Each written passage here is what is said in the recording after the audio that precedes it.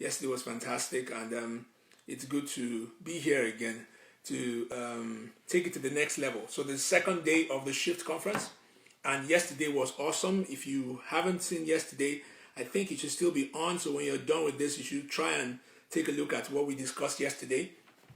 We discussed it's a new world era and how those things, how there's going to be a shift in the way the world is going from here, and how that can affect you as a business person in your career, even your personal life, and what are the ways that you need to shift. We talked about the fact that there was a first revolution, and then the second revolution, third one, and then now we just stepped into another revolution, and people are not realizing that. I understand that the concerns about coronavirus or the COVID-19, but I want us to begin to look beyond just the COVID-19 or the coronavirus. I want us to start looking at what would this mean for our lives, and how do we take it the next step? How do we go further with our lives? Now, the important and the purpose of this conference is to help us understand and gain clarity and positioning for the new world era, because the new world era is a fully digitalized world, and that's the world that we're stepping in. Because from all indications of what the experts are saying, and if you do a bit of research and study, you will find out that a lot of experts are now letting us understand that with the coronavirus and with the situation of the coronavirus, let me call it a situation, is that the world is social distancing will become a norm, even after vaccine might be found out. It might be very possible that social distancing will become a practice, a norm that the world will begin to practice.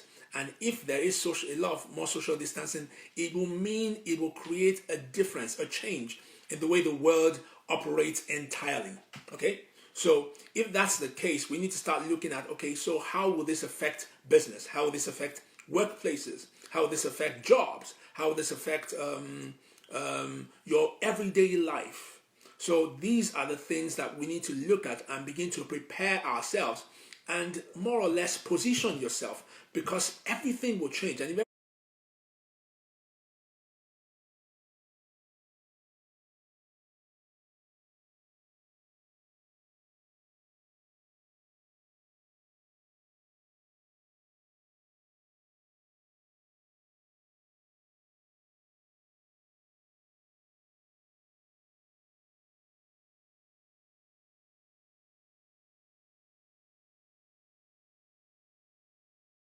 it's every day for the next 12 days. Can you imagine that? 12 days, we'll be doing this 7 p.m. every day. Now, today, I am not alone. I'm going to be bringing in a brother, a friend, a paddy of mine.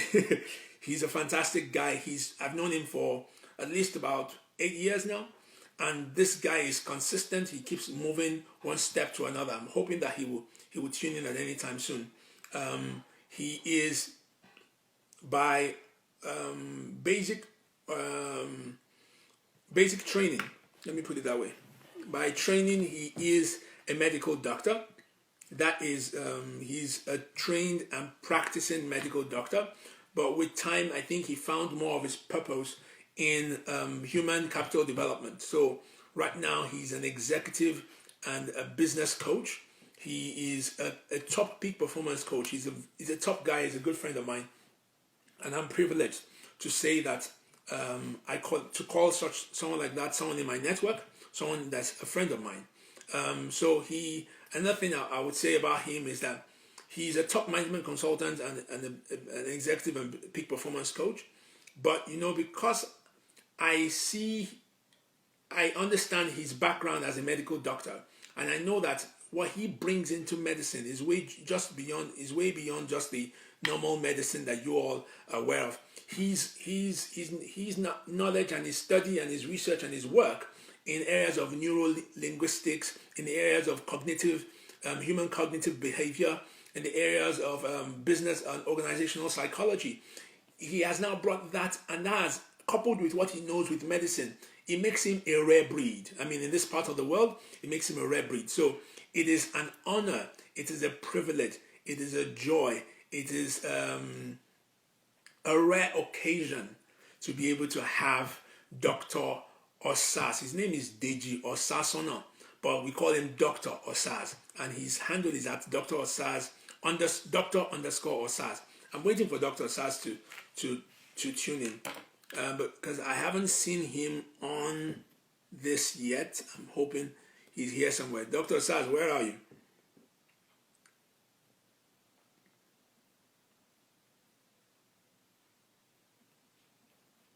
So I'm sending him a message because I thought he would be here by now. He said he's joining in. Maybe he's having some technical difficulties. Okay, so he's supposed to join in. Dr. OSAS, where are you? Dr. OSAS, where are you? Let me call him just a second. See, that's the beautiful thing about this. So I can actually, I'm trying to be as real as possible with this. No purpose. Dr. Alpha. Yeah, so you haven't joined in, so we need you to join in. In fact, everybody's waiting for you. We're looking at me right now calling you. No, are you sure? Because I haven't. If you join in, then please call in. Maybe you should check it again. I'm just starting that video now, so you need to click out of it and click for the new one. You'll see the live one. So click out, come out of that one, come out of the one that you're in right now, and then you will see a live one that I'm doing currently. Yeah, so the live one is the one you will click on, and then when you click in, you will request to be part of the call, and then I will accept your request, and then we can start. Okay. Oh, okay, because I haven't seen you come up here. Oh yes, now I have seen you. Fantastic. So all right, let's do this. So request. I'll wait for your request. All right. So Dr. OSAS has requested. All right, so let's do this. Yes. Yeah. Dr. OSAS is supposed to come up now. I've just accepted his request, and then we're going to start this conversation. You don't want to miss this at any part. So he's connecting. Yeah. OSAS, Baba. It's good to see you. I'm liking your face cover. Wimbox Sports. Looking fly, looking fine. Eh? Just how are you, sir? Let me expose you before we start. He's single, yo. I trust in God for his singlehood. Good. So, Good. fine boy for sale. If any single ladies out there interested, he's a powerful man, highly successful, powerful man. So I've blown your horn. I've marketed your market. It's good to have you with us. Well, thank you so much. It's good to have you with us. It's a rare privilege, man. I was just telling people that about your background in medicine, even though what you do now is executive coaching and peak performance coaching, and that but the fact that you've been able to blend all these together in your expertise, and that the fact that the reason why I asked you to come on this platform, on this conference, is because you are somebody who I believe that you're more of an intuitive doctor. With the experience and what you in cognitive behavioral therapy, neurolinguistics program therapy, a lot of this organizational psychology. It takes your understanding of medicine beyond just the basics. And that's why I asked that you do this with us, even though this is not what you do on 9 to 5 anymore. He's a full-time executive and peak performance coach, and one of the best. All right. All right. So, Dr. OSAS. All right. So our conversation today. Thank you. I'm just going to say a few things, and then let's just let you straight up and flow. Our conversation today is that you seen what's been going on in the world, and then you've been very vocal about a lot of things, especially in the medical line, because of your background in medicine. And then what this conversation is today is that what is going to happen from here? Now we know that work is being done, especially in the Western world, in the global scale, trying to combat this coronavirus COVID-19 challenge. Now, I know you've seen those research, you are well abreast of some of those things.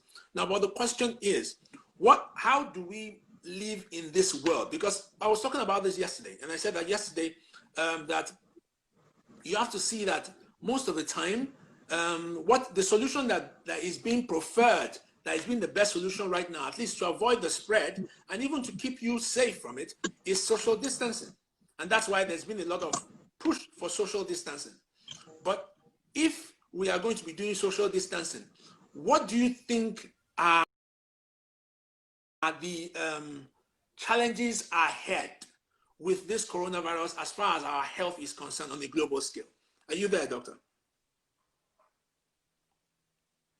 Dr. Sass, are you there? Doctor, did you hear my question?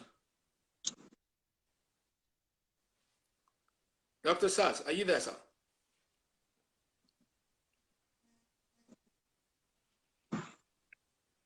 Okay.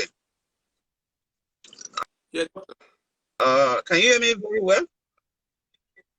Yes, yes. So I can hear you You can now. hear me very It well. was a bit, it disappeared for a Yeah, second, but okay, we can hear. Was breaking. The audio reception on my side here was breaking initially. I was struggling to hear what you said, but Oh, I'm going okay. to Can you believe it's hear me still the clearly? same thing as the same instruction you gave me before. So let me want to. Yes. Yeah, the audio reception was breaking, Oh, okay. but Okay. I believe we are still on the same page on the instruction you gave me before. And Yes. let me say thank you for this conference, Shift Conference, and thank you Yeah. for having me. And let me say hi to everyone. It might be good evening for you where you are, good morning or good afternoon, or good night, whichever one. Glad to connect with everybody and to rub minds together. All right. It's an interesting topic and it's quite not just interesting, but also relevant for today because there's a reality that's dawned on us and you can't shy away from it. You can't deny it. You can't pretend it's not happening. It's happening. It's already here. And the truth be told, what we are saying now is even based on future scientific predictions. It's actually like 10 to 20% of the real deal. It's like the tip of the iceberg. I know that a lot of us in the business world will have heard about VUCA world, that today's marketplace is the VUCA world, volatile, uncertain, complex, and ambiguous. They've added the R to it now, so some call it the resilient. Now, it's more relevant today because of the COVID-19 pandemic we're having globally. And things will never 100% remain the same. In fact, we're not going to return to the normal life. Interesting. We're not going to return to the normal life. We're not likely to return to our normal life. Okay, so I don't know if Dr. Sass, I think maybe I don't know if it's my side or his side, but there's been a break in transmission. But Dr. Sass was talking about the fact that it's a VUCA world. This is a VUCA world. Interesting. Interesting. I haven't even heard that. The VUCA world. It's a volatile, uncertain, and complex and ambiguous world. So that's the kind of world that we're going to be living in now. That will bring a lot of challenges. And obviously, that's, if you look at those words, that's going to bring, that's going to have to demand a lot of change for us to be able to live in such a world where that is volatile, a world that from here on things might be uncertain, because that's the world that it is right now. So Dr. Osas is calling in back. Let me bring it back on. That's the interesting thing about the world. It's volatile, it's uncertain, it's complex, and it's ambiguous. I want us to look at those words and then try and see what would that even mean when something is volatile. It means it is okay. So Dr. Osas is back. I was trying to put wisdom to the things that you were sharing I'm earlier. back. Sorry about that. I don't know why it disconnected. Yes, so I'm saying that I was trying to just I was trying to buttress the point you were talking about, the VUCA world, that the volatile, uncertain, complex, and ambiguous world. And I was just trying to use my small wisdom to explain it, but please go ahead. Did you hear me, sir?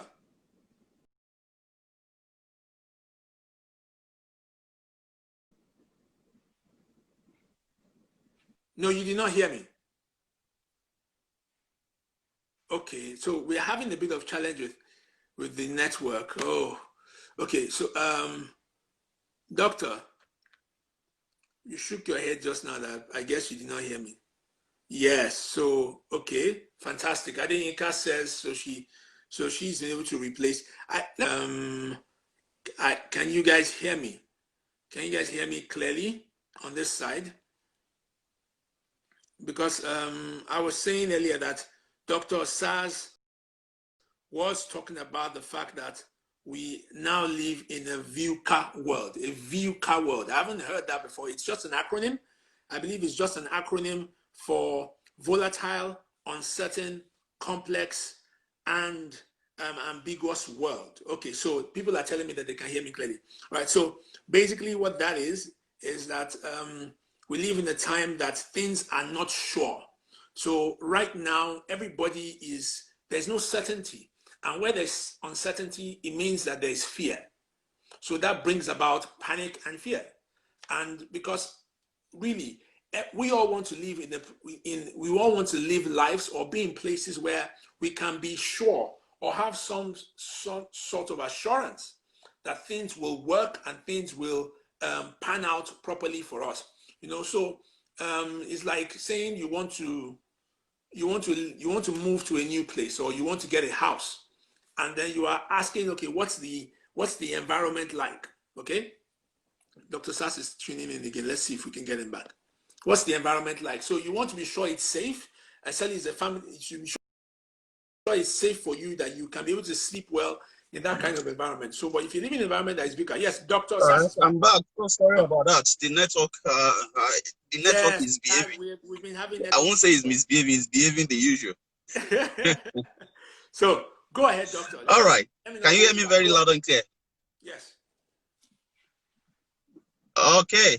All right. So to recap what I said earlier, I said everybody must embrace the reality that's dawned on us. This is not the time to be denying. I always tell people faith is not the denial of fact. The fact that has dawned on us today globally, not just in Nigeria or any country you're based currently, the fact that has dawned on us more than ever before is the fact that we are now fully in a VUCA world. The business language has been agog with VUCA world. It's become a buzzword for a couple of years now. We're in a VUCA world. The marketplace is a VUCA world that is volatile, uncertain, complex, ambiguous, and resilient world, actually. And the truth is this. Oh, resilience is there. Yes, that's VUCA initially, but they've added R to it now, VUCAR. The truth is this, it's become more relevant to today's society. Why? Because of the pandemic that we are all in presently. And the truth is this, it has disrupted a lot of things. And we never 100% go back to the way we were. That's the bitter truth. Business world, government, families, finances, healthcare, personal wellness, everything cannot go back to 100% the way it used to be. And that brings to mind the importance of this conference that AAA, which I applaud you for, you organized, because it's all about adaptability, strategically adapting to can have a shift, and the shift must be 360 degree. We're not talking about mental shift alone. We're talking about spiritual shift. Also, we're talking about physical shift. We're talking about social shift. Everything has changed, and we continue to evolve into changes. So I'm focusing majorly on health and wellness, and I will be putting on my hat as a medical doctor, even though, let me quickly say this, like AAA has mentioned to you, I no longer practice. Oh, okay, so the network just went. Coaching in practice as a performance coach and management consultant, even though I still do psychotherapy under the umbrella of employee assistance program for some companies. We have a team that can do a lot of coaching and the likes. All right. So we're going to be looking at this from the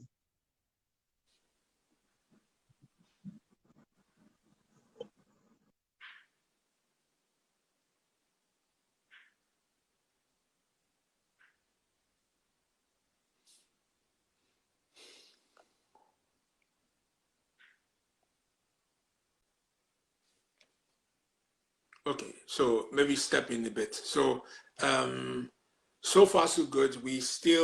He has said faith is not a denial of fact, and it's been the challenge that we in our world here in Nigeria, we are quite faithful people. We are quite spiritual people. Let me put it that way. And then most of us are just plain religious. You understand?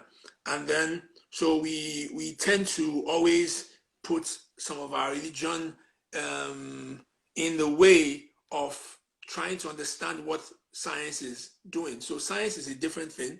Your religion is a different thing. And you need to be able to find ways to be able to say, yes, I believe in the power of God and how it controls the world and in fact, everything that is going on, I believe it's under the control of God, right? So, so that issue of faith, it doesn't mean because you're having faith, it doesn't mean that you should deny facts. You should be able to, as an intellectual, find facts, study facts, and then still have faith that God can do beyond the facts. Yes, Dr. Sass, back to you. So sorry about the network interruption again. So I'm back. So I will quickly divide this into, I don't know what people have in mind to hear. Yeah, I don't know what people have in mind to hear, but we just share briefly across some categories and possibly take some questions. But the truth is this, like I said, that VUCA word has come upon us more palpably than ever before. It's going to affect our personal health. It's going to affect family health and wellness. It's going to affect organizational well-being. It's going to affect societal well-being, or even on a national level, national well-being, and even international relations as a global body. So let me quickly say this. So I will start from the global level. So on a global level, we expect as a result of coronavirus leading to social distancing, and with the evolving technology that we're having now, the 5G and the likes, we expect that medical tourism will improve with the aid of telemedicine. What do I mean? So we can have a surgeon in India, and a patient in Nigeria without changing physical location. The surgeon is leading the operation team in Nigeria. Wow. So because of the faster internet, the surgeon can be over there in India. There's a surgical team in Nigeria. In fact, it could even be a robot. And the surgeon will be more or less the surgical team lead in the theater in Nigeria, operating on that patient. Wow. And meaning that there will be money movements. There will be foreign currency exchange. Countries that are position their healthcare to be of help will earn more foreign currency this post-COVID era. And there's countries that have not invested heavily or adequately in their healthcare, we experience a drift or a movement or an efflux of capital, of money away from their country. Now, second thing that will happen on an international global level, we've started seeing medical tourism in the last 10, 15 years in Nigeria, and it keeps increasing. For example, Nigeria, the capital exports in terms of money we're losing annually keeps increasing. And if Nigeria does not invest heavily in healthcare and education, which, by the way, for now, if you check our 2020 budget, the sector with the least budget healthcare, that's 46 billion naira. That's like 6 point something or 5 point something percent of our budget. Then followed by education, which is 47 or 48 billion naira. That's about 6.2 or thereabout percentage of our 2020 budget. What will happen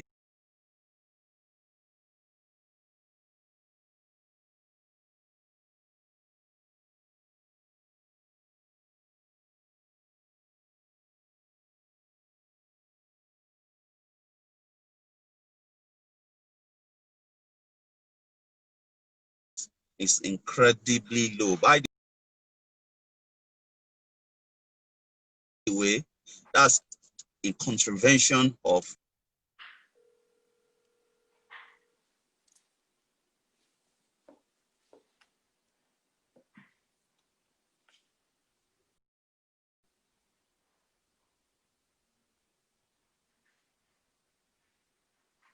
Okay, so there's been a delay again in the network, and he's gone again, but I'm still here. So he's so far what he's saying now is that the world that we're going into is a world that's going to be that it's going to technology is going to take a huge part of medicine in the world that we're going into. So you can have, in this case, you can have medical tourism might increase or might reduce. So what he means by medical tourism is that when people have to travel to abroad, or maybe go to India or go to the US or go to UK to go and get to do surgeries, to do surgeries that maybe they're not too sure they want to do in Nigeria, that might increase or it might reduce.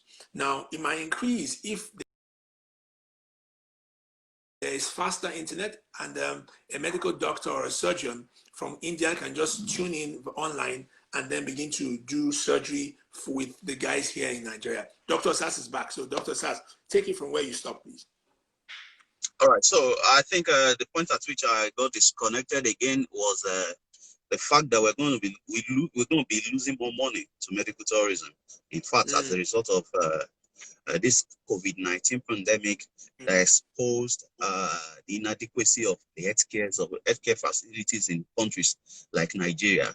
People, the trust level in a healthcare facility has gone down further, except Nigeria government does something about it. So medical tourism has been high. I don't want to mention in dollars how much we lose per year. I want to leave all those ones now. But apart from money flights, I'm talking about capital flight that will happen as a result of medical tourism in post-COVID era. Capital is not in terms of the financial capital alone. We're going to also have what we call human capital flight. Already we are losing a lot of our medical doctors and nurses. It's incredibly insane, the rate at which you're losing them. For example, he said that Nigeria, through our medical schools in Nigeria, has graduated about 80,000 medical doctors. And out of these 80,000 medical doctors, about just slightly less than half of them are not practicing in Nigeria. Whoa. So he said that roughly about 38,000, 37 to 38,000 of these 80,000 are not practicing in Nigeria. So about 45% of them are not practicing in Nigeria. Are not practicing in Nigeria. So out of the remaining 55% that are left in Nigeria, close to 1/3 to half of these 55% left in Nigeria also not practicing clinically, someone like me. So roughly in estimate, we have average out of the about 42,000 doctors left in Nigeria. We have most likely about 20 to 25,000 that are practicing clinically in Nigeria. And that's a terrible ratio of 1 to about 125,000 doctors, which is terrible. In fact, some specialties, the ratio is as high as 1 to 1.2 million. For example, psychiatrists, we have about 1 to 1.2 or 1.3 million psychiatrists to Nigerians in Nigeria presently. So we're going to experience more of that except our government wakes up to invest in healthcare capital. And this is not being a prophet of doom. Every family must be set to embrace healthy lifestyle change, because if the government does not invest heavily, there's a looming healthcare crisis coming. So the best you can do to shield your family is to embrace healthy lifestyle now, so that you avoid coming down with any illness, you avoid having to seek medical treatment. Because if it doesn't change, there's a looming healthcare crisis coming in Nigeria. Wow. It's happened in other countries. Nigeria is not exempted, regardless of our prayer and fasting. We don't do the right thing. They say it's insanity to keep on doing the same thing over and over again, the same way, and expect a different result. So enough of national or international level. At the society level, I think I've made a bit of society with national, but I will just chip in this at the society level also. Wow. Whether at local government or state level, or even national level. Another thing that we're going to experience is what we call a boom in mental health challenges.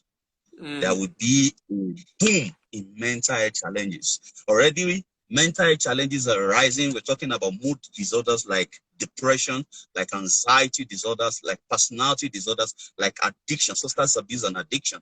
As a matter of fact, you and I will know, if you live in Nigeria, the substance abuse is crazily high presently. All manners of substances and drugs are being used, exempting no cadre of the population, from teenagers to adults to elderly, from women to men, religious to non-religious people.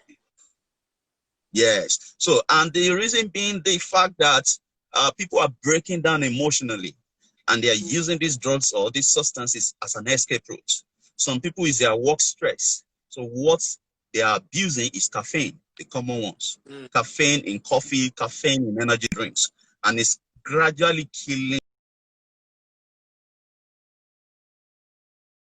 their head. Some people is in 5 years, 10 years.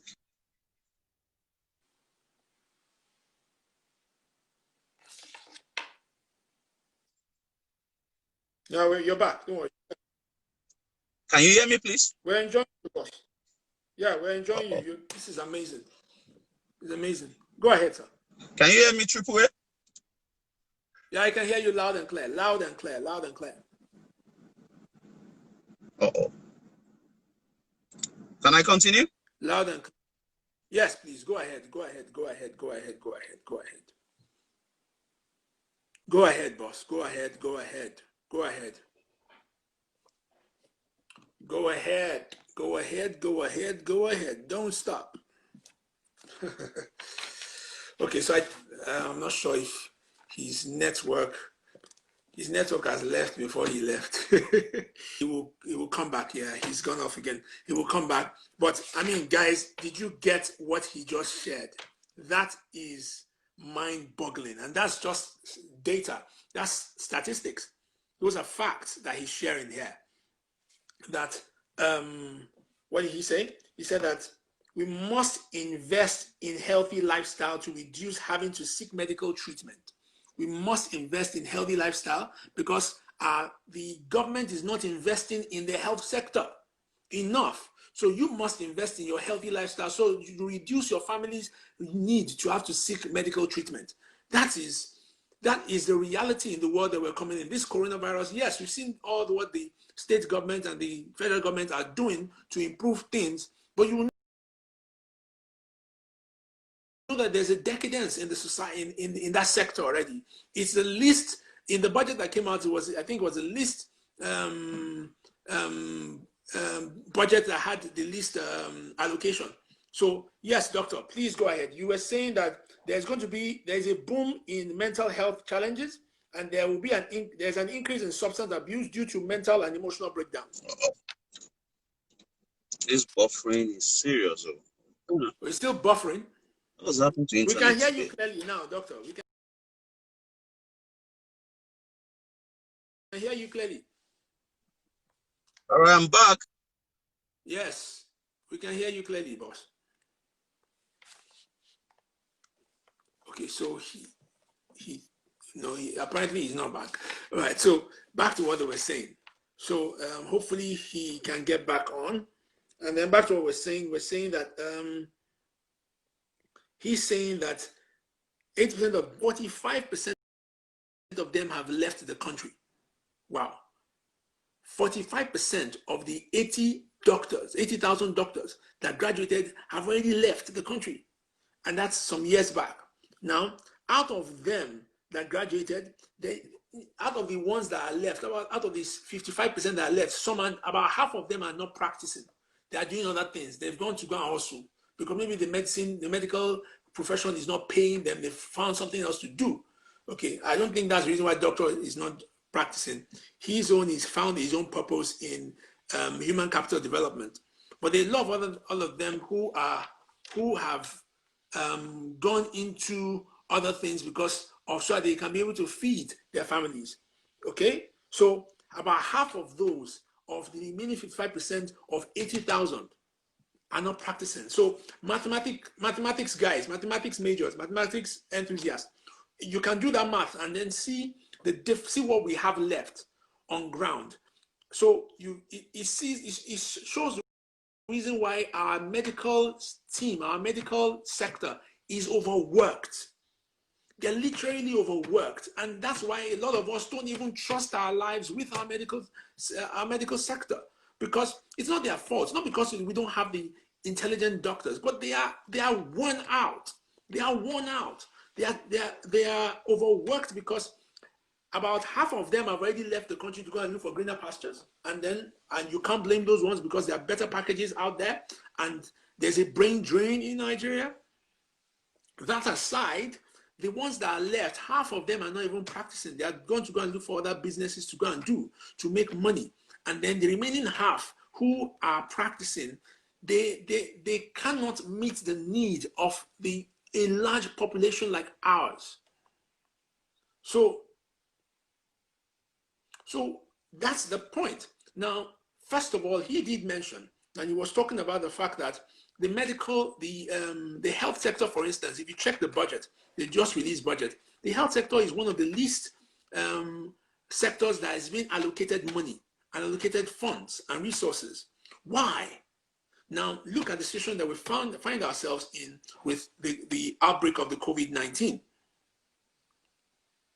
The outbreak of the COVID-19, that now, with the situation that we have on ground, and you can imagine that our health sector was not even prioritized in the first place. Now we have a situation whereby this thing is serious. Now, a lot of us that take this thing, this COVID-19, this coronavirus, and taking it lightly, you are playing a dangerous game. Now, doctor said that one of the best ways for you right now is to take your life in your own hands and the hands of God. I remember vividly how a particular, my former pastor, the church I was going to back in the day, Ansa Madibuko, that's a revival assembly. And then he said something that I will never forget. He said when he traveled to the US, and then one of the things he noticed is that when you look around, and I'm talking years ago, I'm talking about much, I mean, like maybe 20 years ago. And when you look around, that you will see how if somebody falls and collapses right now, it's just a call, 911. You dial that 911 in 10, 15 minutes, they're there to pick that person up and take care of that person, and they will do all they can to save the person's life. But he now said something interesting. He now said that, but in Nigeria here, if you drop dead, you will need to pray to be sure that you survive, or that person survives. Now, if you know that you don't have good health system here, you will not pray. Who should pray? Now, I'm not saying that prayer, you shouldn't. What I'm saying is that you must learn to combine healthy lifestyle and absolute trust and faith in God. You cannot play with God in this country that we're in. You can't, because your life, literally, you can't trust your life to the system. You can't trust your life to the medical system, to the system entirely. You can't trust your life. So if you can't trust your life, the best thing that you must do is maintain a healthy lifestyle. A lot of us don't exercise. A lot of us don't eat healthy. I know that our food is delicious. I love our food as well. But we need to start looking at what are the ways in which we can start eating healthy and begin to start changing our lifestyle to meet the new challenges of health challenges that we are now facing. We are now facing it. So there are new health challenges that we are facing, and we need to start looking at, okay, how do I begin to live more healthy and begin to encourage my family to live more healthy, so that we can our chances of doing well health wise, so you will not need this medical system that is not adequate. Do you understand? So it's like saying that you want to enter the bus, and then you get to the bus stop, and at the bus stop there is a crowd waiting to enter a few buses, right?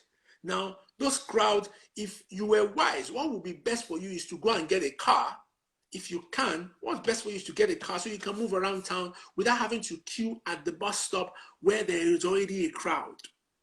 That's what we are. That's the metaphor. That's the analogy. Another analogy to what we're talking about, the Nigerian health system. From what Dr. OSAS was saying just now, it's saturated and it cannot meet the needs of the current populace. The people are more populated than the medical resources, whether human or equipment resources that we have. And if that's the case, one of the best things that you can do for yourself is reduce the reasons and the times that you have to go to the to seek medical treatment. Now, I don't know about you. I use private hospitals and I have a health insurance. But even with that, you know that these things, sometimes some of the doctors, they are worked out. They are overworked. So you see some of these doctors, I will not lie to you. Sometimes myself, I can teach them what they're doing. I won't lie to you. Sometimes even I can teach these doctors what to do because I know my body. I've been with this body for a while. I know what so can mean. I'm not claiming I'm an expert, but I'm an expert on my body. So you get the point. So there is need for us to be able to. Yes, doctor, you're back. We haven't seen you, but we can hear you.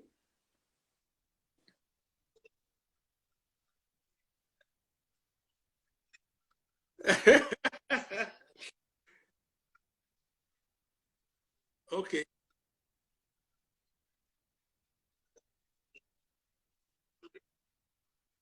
Wow. So, so are you purposely not doing a video? Are you purposely switching off your video? Because we can hear you, but we can't see you. Please, if you know you can hear Dr. OSAS, just wave or say you can hear him.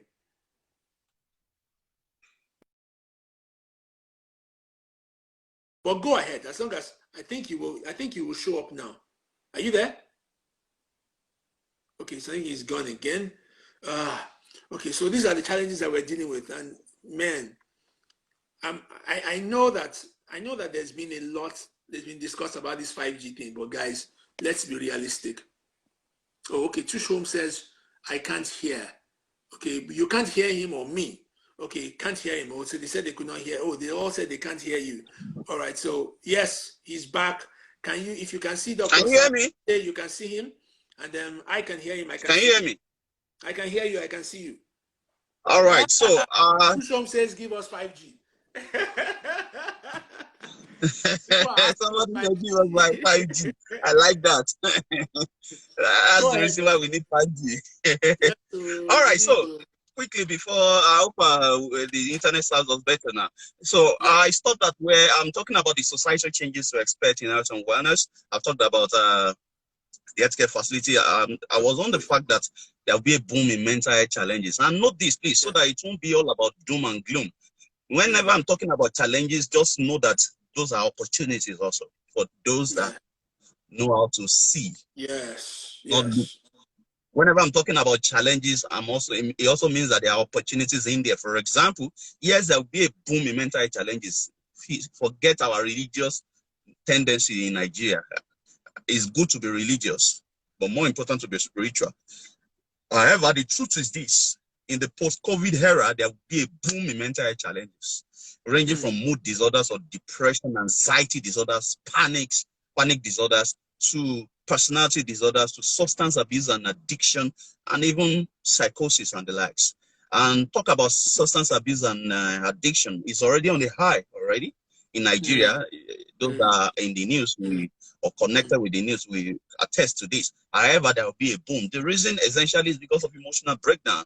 Mental resilience has gone down in many people, and their mental resilience is weakened, and there's emotional breakdown as a result of economic downturn, as a result of relationship crisis, and what have you. So we're going to experience more of that, because substance abuse essentially is just an escape route for an emotion you don't like.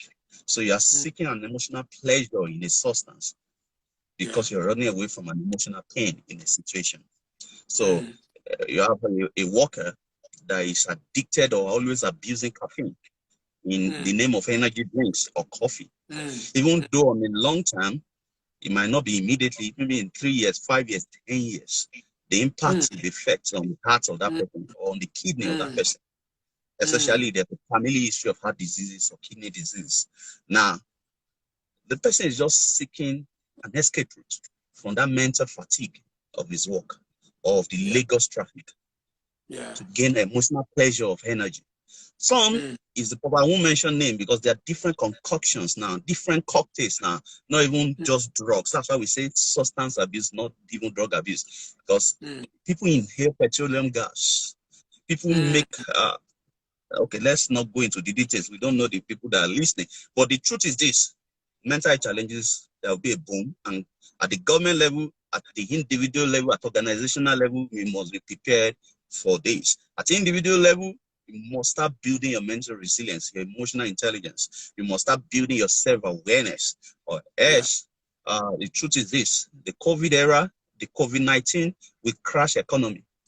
I was just checking news. US this morning, US has had 10 million job losses as a result of coronavirus. 10 million job losses. Nigeria is not going to be exempted from that. There will be job losses in Nigeria also. And people must be ready to build their emotional and mental resilience, because that's what will help you to even adapt, to be able to shift. If your emotional immunity or mental capacity breaks down, you will not be able to generate options. And how do you shift when you cannot generate options? So if you are hearing me clearly, if you understand what I'm drifting at, when I'm talking about challenges, indirectly I'm talking about opportunities. This means that this is an opportunity for people in the coaching industry, in the counseling industry, in the therapy industry. And it's also opportunities for religious leaders. That's the truth, because people will need more hope. But beyond hope, hope is there at the basic level. Beyond hope, people will need information. They will need equipment, capacity building, to be able to connect with their emotions, to be able to track their emotions and trap it to their advantage, channel their energy rightly into their advantage. And that's why he said that coaching is the second fastest growing industry in the whole world. Wellness and healthcare industry is one of the top 5. So if you're thinking of career change and you know you are gifted in this and you're passionate about it, you might start thinking of picking up skills in this area, because therein lies an opportunity. And I know in developed world, the governments are positioning already. I know UK has incorporated talk therapy as part of their health insurance. I know organizations globally have incorporated employee assistance program, a 24-hour counseling, therapy, and coaching services for their workforce, and they will do more. I know in Nigeria also, EAP, employee assistance program, is becoming a main thing. My company actually has like 8 companies on retainership. We represent 3 companies in US and UK, and we handle the EAP for them, and I know how busy this gets, and it's going to be more. So companies, organizations can start positioning business owners, small business owners. You cannot just be doing business as usual. In this post-COVID era, your people will drive your performance and their emotions will drive them. If you don't know how to engage your staff in helping them to sort certain emotional blockages they'll be having, you are going to be having a lot of blockages in your productivity and your profitability. It's not a curse, it's not a doom prophecy. That is what will happen.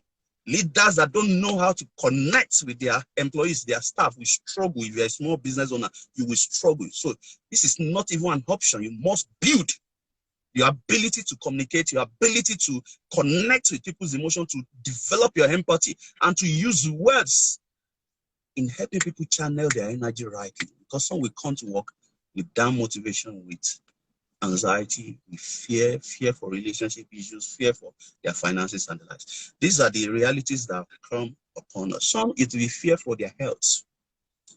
And emotions drive people. You want people to drive your performance and profitability, you must be able to help them drive their emotions.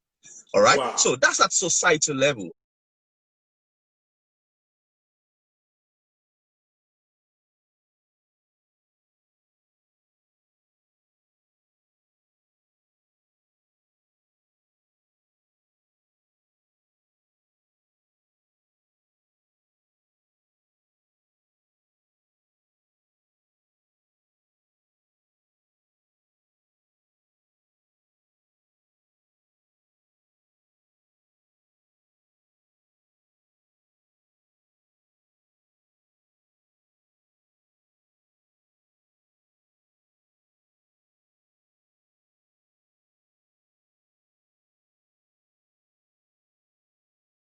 And Yes.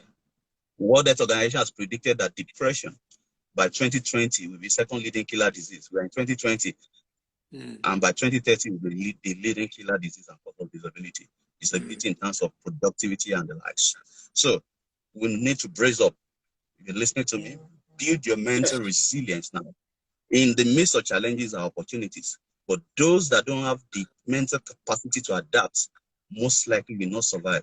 And if you can't survive, you won't be able to thrive.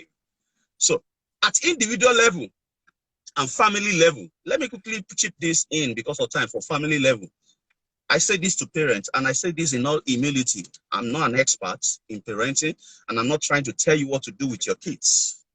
Gone are those days when you will ignore your kid, when you will ignore your children, when you will refuse to communicate with them, when you will just shut them down and lord your own opinion over them.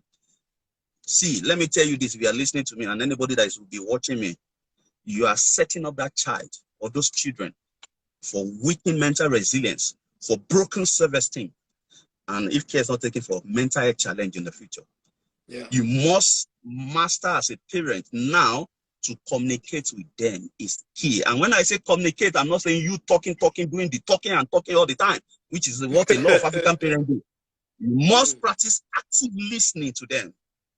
Connect with them, let them talk. See, it's not only adults that are experiencing the challenges of this COVID-19 era. Yeah. Children are experiencing it. You think they are not experiencing this? You think staying at home is easy for them? You think not mingling with their friends in school is easy for them?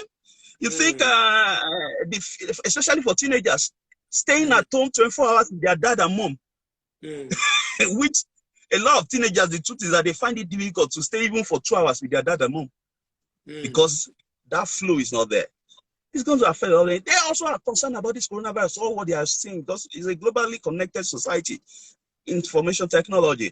They read on Instagram, they read on Facebook, they see what is happening, they see what people are predicting. And a level of fear is building in them also. A level of anxiety is building in them. You're a parent, you must communicate. And when I mean communicate, listen first. Know how to empathize with them, know how to create a rapport with them, and listen. Do a lot of listening to what they're saying and what they are not saying. Yes, you can have you can talk and advise, yes, but do more of listening. And even when you need to talk, do more of questioning. Ask open questions so that they can talk more. This gives them that mental empowerment that their opinion matters. And what you are doing is that you are indirectly building their confidence level and their mental resilience. Also, another thing, a trend that must stop now in order not to further weaken mental resilience in our society for children is don't keep pushing these children on even when they fail.